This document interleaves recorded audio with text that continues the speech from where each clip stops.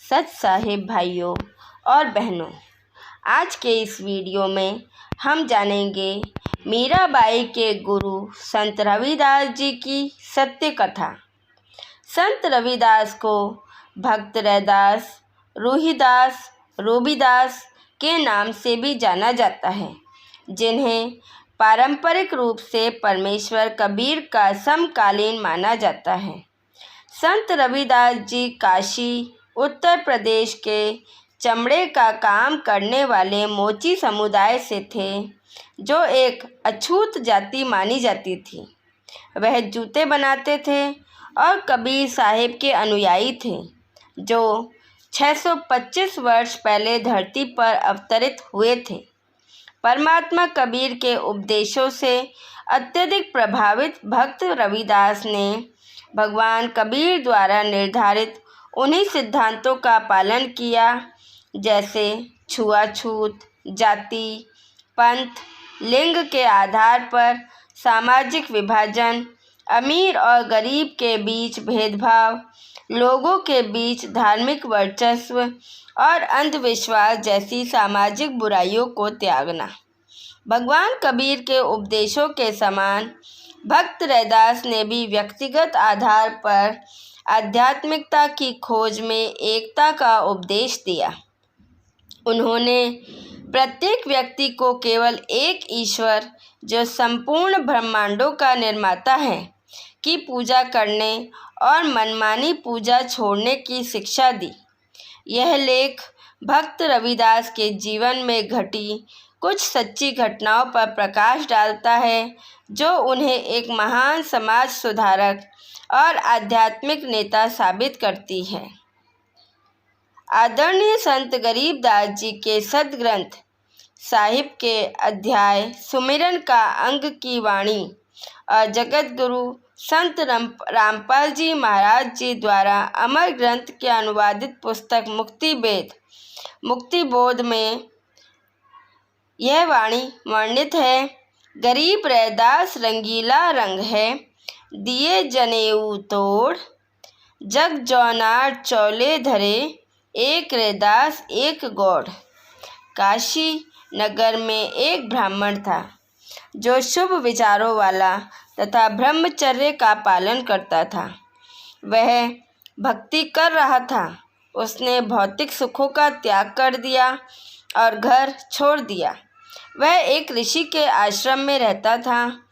एक दिन प्रातःकाल काशी नगरी के निकट बहने वाली गंगा नदी में स्नान करके वह तपस्वी एक वृक्ष के नीचे बैठकर भगवान का ध्यान कर रहा था। उसी समय एक 15-16 साल की लड़की अपनी माँ के साथ मवेशियों का चारा लेकर जंगल की ओर जा रही थी। उसी पेड़ के नीचे दूसरी तरफ छाया देखकर बेटी ने चारे की गठरी जमीन पर रख दी और आराम करने बैठ गई। जब साधक ब्राह्मण ने उस युवती को देखा तो उसके मन में एक सूक्ष्म इच्छा उत्पन्न हुई कि लड़की कितनी सुंदर है, उसे पत्नी के रूप में पाना कैसा होगा। उसी क्षण विद्वान ब्राह्मण को अपने आध्यात्मिक ज्ञान से अपनी साधना की हानि के बारे में पता चला।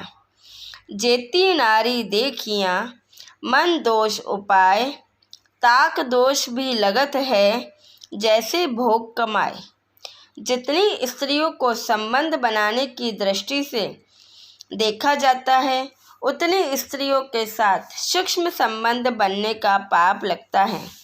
अध्यात्म में यह भी प्रावधान है कि यदि मन में दोष आता है तो इसे एक नेक सोच से खत्म किया जा सकता है।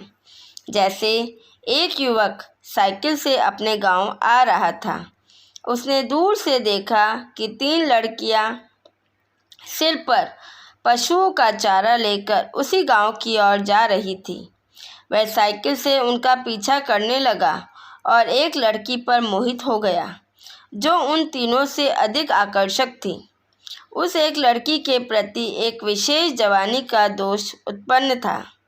मन में दोष लेकर वह साइकिल से उन लड़कियों से आगे निकल गया और पीछे मुड़कर लड़की का चेहरा देखा तो पाया कि वह तो उसकी सगी बहन थी।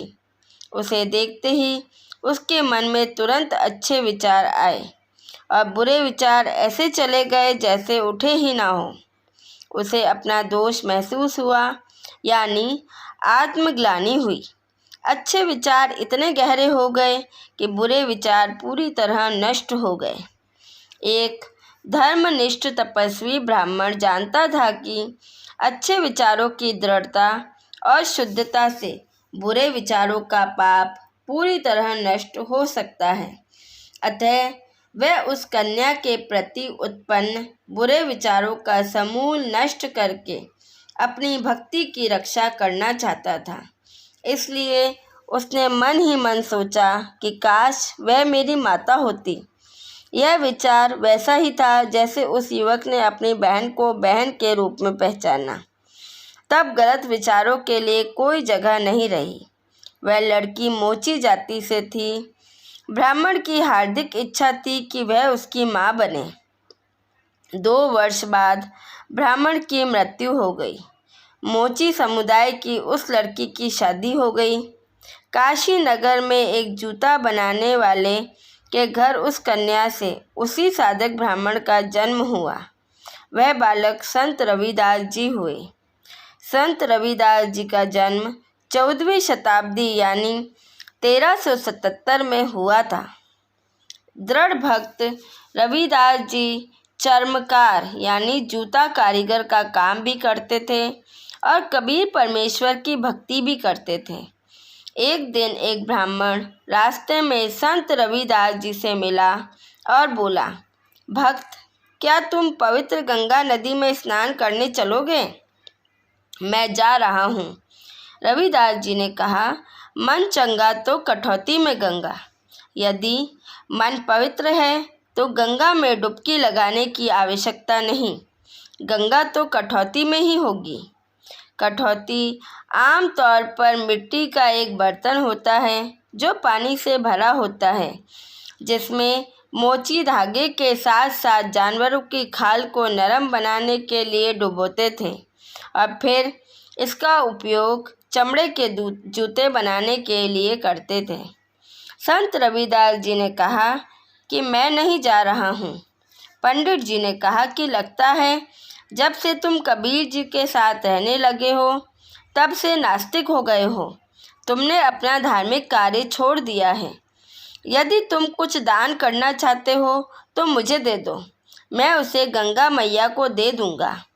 रविदास जी ने अपनी जेब से 1 कौड़ी यानी रुपया पैसा निकाल कर ब्राह्मण को दी और कहा, हे विप्र, यह कौड़ी गंगा जी को दे देना और एक बात सुन लेना। यदि गंगा जी यह कौड़ी हाथ में ले तो देना, नहीं तो वापस ले आना।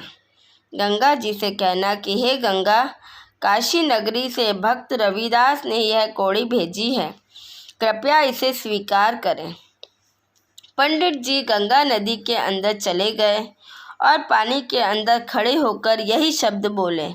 गंगा ने एक हाथ से ब्राह्मण से रविदास जी द्वारा भेजी गई कौड़ी ले ली और दूसरे हाथ से पंडित जी को एक सुंदर और मूल्यवान सोने का कंगन दे दिया।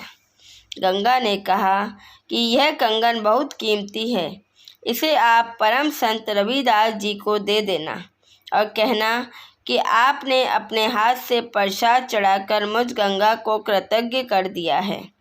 मैं एक संत को क्या भेंट दे सकती हूँ, कृपया इसे मेरी अल्प भेंट समझकर स्वीकार करें। पंडित जी ने कंगन लिया और चलने लगे, परंतु उसके मन में लालच आ गया और उसने सोचा कि वह यह कंगन राजा को दे देगा। राजा मुझे इस अद्भुत कंगन के बदले में बहुत सारा धन देगा। गंगा जी द्वारा दिया गया वह अद्भुत कंगन पंडित ने राजा को दिया। राजा को कंगन पसंद आया और उसने कंगन उससे ले लिया और उसे बहुत सारा धन दिया और उसका नाम पता लिख कर के विदा किया।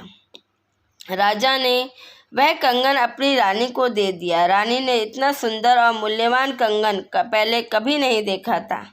रानी ने कहा कि ऐसा एक और कंगन होना चाहिए। ये एक जोड़ा होना चाहिए।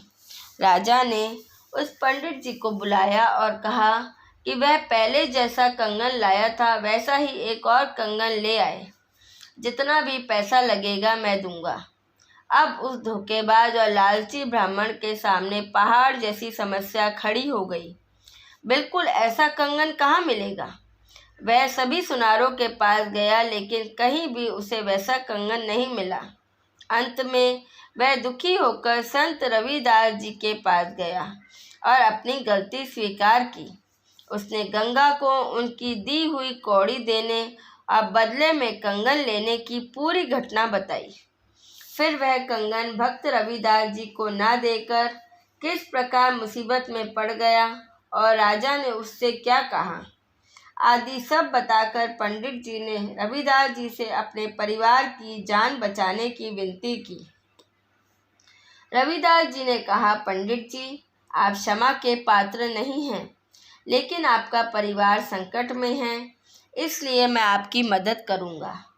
आप इस कठौती यानी एक बड़ा मिट्टी का बर्तन जिसमें चमड़ा भिगोया जाता था में अपना हाथ डालो और गंगा से कहें कि भक्त रविदास जी की प्रार्थना है कि आप कठौती में आए और वैसा ही कंगन हमें दें। यह कहकर पंडित जी ने रविदास से 5 फीट की दूरी से बात करते थे, क्योंकि वह एक अछूत मोची समुदाय से थे। अब उन्होंने चमड़ा भिगोने के लिए इस्तेमाल किए जाने वाले मिट्टी के टब में अपना हाथ डाल दिया। उसमें से उसे एक जैसे 4 कंगन मिले। भक्त रविदास जी ने कहा, पंडित जी, केवल एक ले जा और बाकी गंगा जी को लौटा दे, नहीं तो और मुसीबत में फंस जाओगे। ब्राह्मण ने तुरंत बाकी 3 कंगन वापस टब में डाल दिए और एक कंगन ले जाकर राजा को दे दिया। रानी ने पूछा, पंडित जी, यह कंगन तुम्हें कहाँ से मिला, बताओ। तब ब्राह्मण ने संत रविदास जी का पता बता दिया। रानी ने सोचा कि रैदास कोई सुनार होगा और वह जाकर उससे मिलेगी और ढेर सारे कीमती कंगन लेकर आएगी। रानी को एक लाइलाज बीमारी थी और उनके मृत पूर्वज भी उन्हें सताते थे, जिसके कारण वह बहुत परेशान रहती थी। हालांकि उसने हर जगह इलाज करवाया और कई संतों का आशीर्वाद भी लिया, लेकिन उसे कोई राहत नहीं मिली।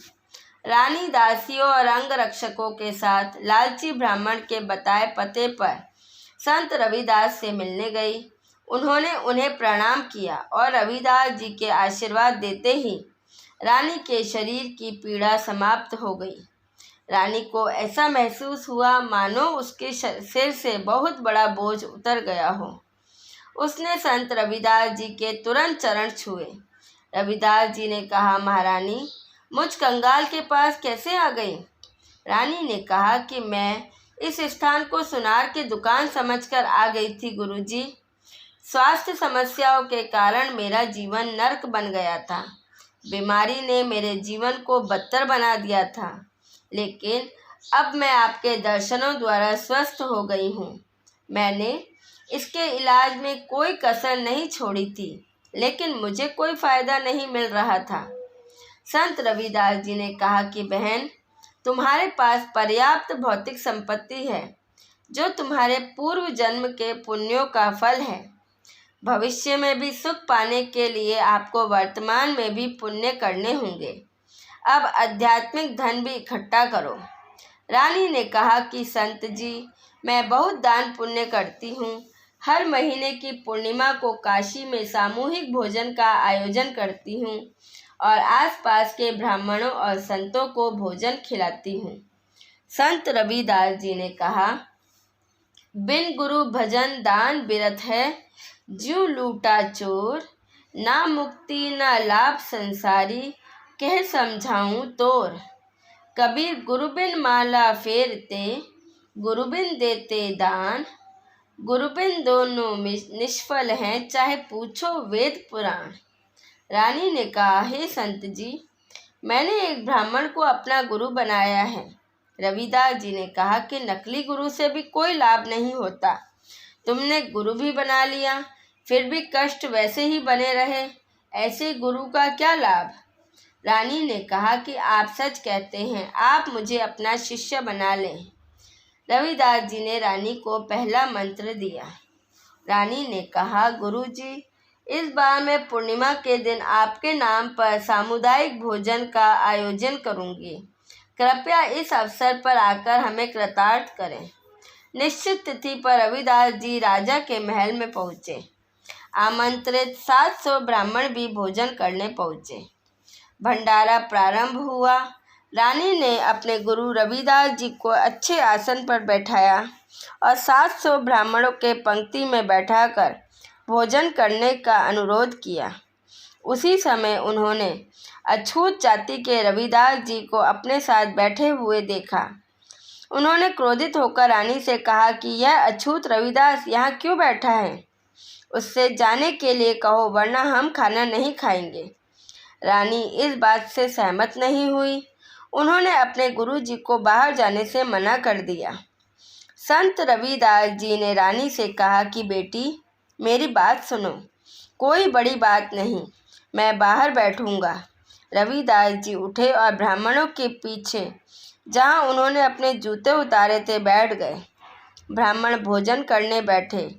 वहीं रविदास जी ने अपने 700 रूप बनाए और हर ब्राह्मण के साथ बैठकर खाना खाते नजर आए।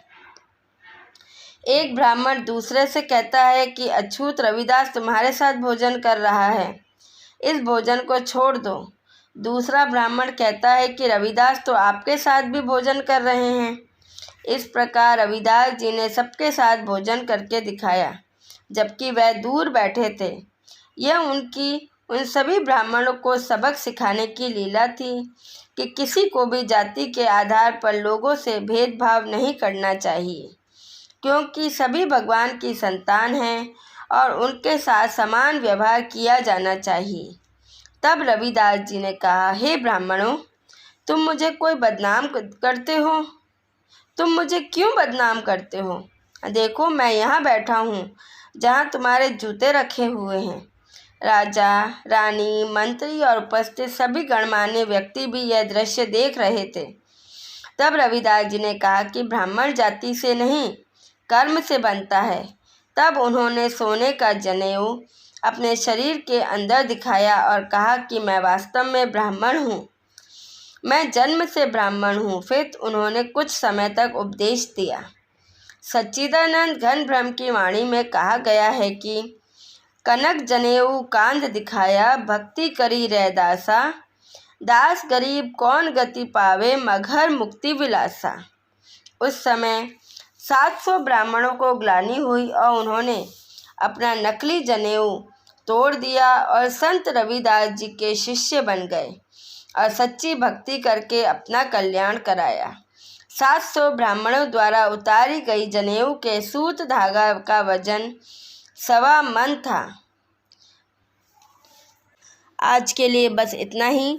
आगे के वीडियो में हम जानेंगे कि संत रविदास जी द्वारा मीराबाई को नाम दीक्षा किस प्रकार दी गई। जानने के लिए हमारे साथ बने रहिए। तब तक के लिए सत साहिब।